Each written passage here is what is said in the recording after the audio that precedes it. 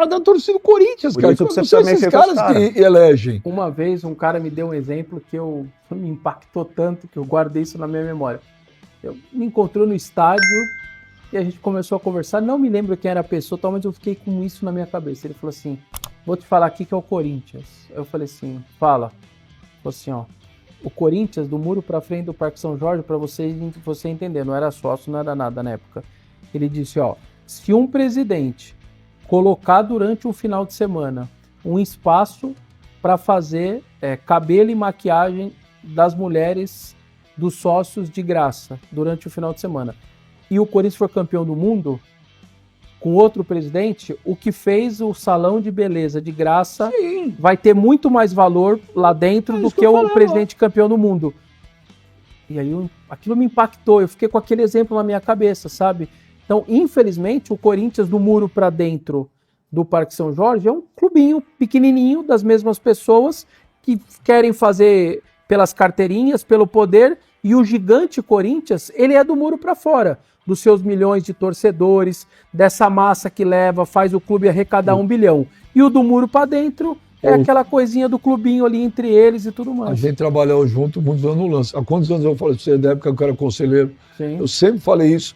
O Corinthians da porta para dentro, ele é desse tamanico, velho. Nossa. O Corinthians é gigante da porta para fora.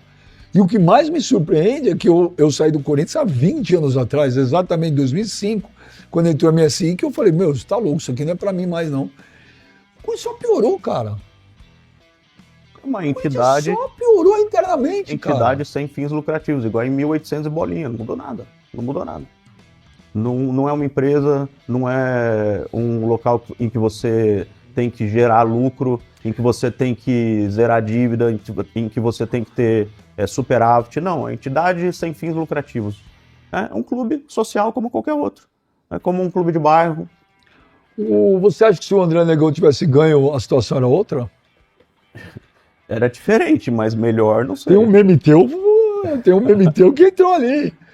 Vai história ali no Mesa Redonda, hein? Eu acho A câmera pegou bem você naquela hora que você fez uma puta cara ali Que de... vira o rosto. Tipo, Mas é que- como? É que as coisas que estavam sendo faladas lá eram meio surreais, né? Mas dos dois lados. É o retrato do Dos Corinthians. dois lados. Aquilo é o retrato do Mas Corinthians. é isso que eu falei. Se 150 mil pessoas votassem, se o fiel torcedor tivesse direito ao voto na eleição passada, Não ia mudar eles nada. iriam escolher entre André Negão e Ia Augusto mudar a Melo. quantidade de voto. Não ia mudar nada. Então você tem que mudar as pessoas que se candidatam, você tem que deixar pessoas de fora se candidatarem, fazer algum tipo de regulamento, mudança no estatuto, para que pessoas de fora possam se candidatar, que não sejam sócios, que não sejam conselheiros. Aí, de repente, um profissional ou alguém que queira o bem do clube, que não queira ganhar dinheiro do clube, que já esteja bem, enfim, que não viva do clube, pode se candidatar. Ou pode montar um conselho diretor, eu não sei, eu estou bolando alguma coisa aqui diferente. Um conselho diretor que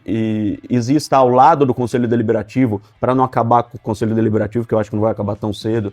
Você junta as duas partes, mas tem que mudar alguma coisa, porque só fiel torcedor votando, você vai escolher na eleição que vem os mesmos caras. É renovação e transparência de um lado, é vitalícios do outro, é movimento Corinthians Grande do outro, é a mesma coisa. E você me fez lembrar uma coisa que é importante dizer. Você falou da eleição. Uma das coisas que mais me chateiam e me irritam no que o Augusto fez é exatamente isso. Ele ganha a eleição com um apoio popular completamente insano. Coisa que eu nunca tinha visto. Eu também não. Acho que não deu 100%. Deve ter dado 101% em rede social e tal. Em 1 ano e meio, você destruía esse apoio todo que você... Era simples. O Augusto precisava fazer o arroz com feijão.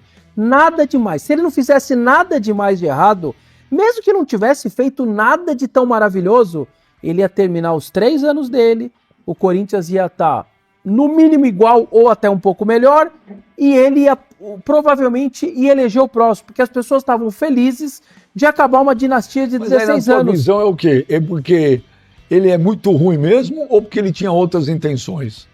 Eu acho que primeiro, falta de experiência, isso está claro, né? Isso está claro em várias declarações, ações dele, isso para mim é ponto pacífico, assim, de não saber nem conviver e como agir com outros presidentes de clube, no dia a dia. Mas você lembra, desculpa, você lembra o André, isso aqui um dia antes da eleição aqui, né, Benjamin Muti falou isso. Eu falei, o que vai ser? O Andrés falou, na época vai ser um caos. Por quê? Ele falou, porque ele não tem experiência nenhuma. Isso, pra mim, eu já começo dali. A outra coisa, que ele claramente também errou, deu muito poder para quem não deveria ter poder. Então, o diretor administrativo para ele, que ó, eu tô há 21 anos cobrindo esse clube, o diretor administrativo sempre foi um cara ok no clube, cuida ali de insumo, um negocinho simples, uma coisinha de Parque São Jorge. O diretor administrativo do Augusto estava no hotel decidindo um patrocínio de 360 milhões. Não era o do marketing, era o administrativo. O que o administrativo estava fazendo no hotel? O que o administrativo sobe lá no 5º andar, bate lá no funcionário do financeiro, ó, paga essas 2 notas. Meu amigo, você é diretor administrativo. Por que ele fez isso? Porque deram poder para ele. Então, o Augusto simplesmente deu poder para quem não deveria dar poder, não teve o pulso firme para tirar essas pessoas, tanto o poder quanto uma hora. Vou dar um exemplo, na base. Quando deu a 20ª contratação, a 30ª, tô dando uma tranquilizada aqui, 30, hein? Chamar seus 2 diretores, o adjunto e o lá.